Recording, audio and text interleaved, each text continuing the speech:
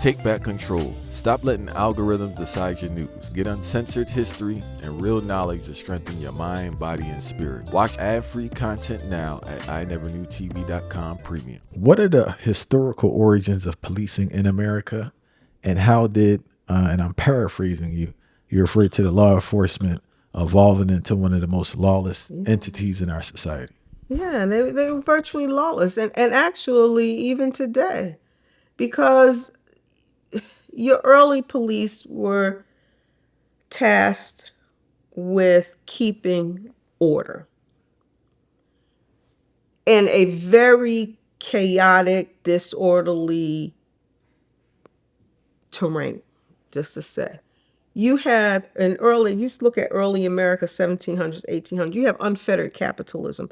You have all kinds of things going on that you don't have control over, like sewage. Very important. You got horses defecating in the streets, and so little things that were very large. Housing.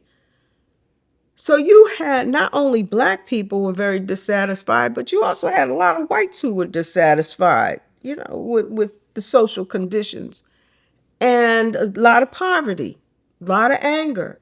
And so the police force would just go out there, and they're supposed to keep these people under control.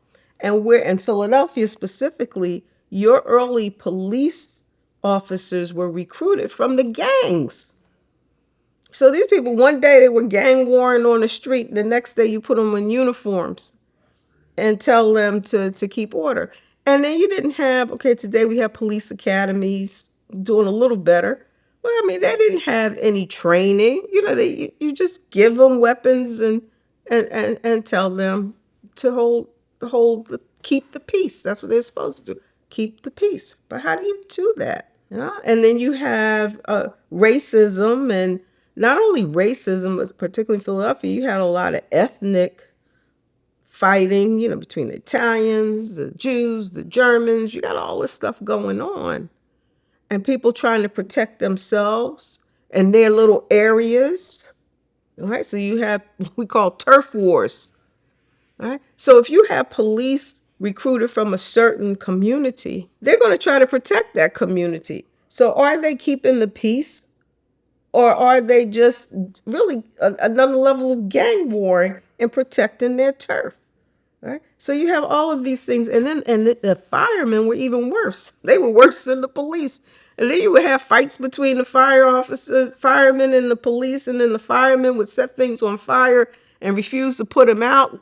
And here come the police. Oh yeah, they had all kinds of things going on. In Philadelphia, they even set fire to a little orphanage, a little black orphanage. And the fire people refused to put it out, and the police wouldn't make them. What he makes you think about, move, right?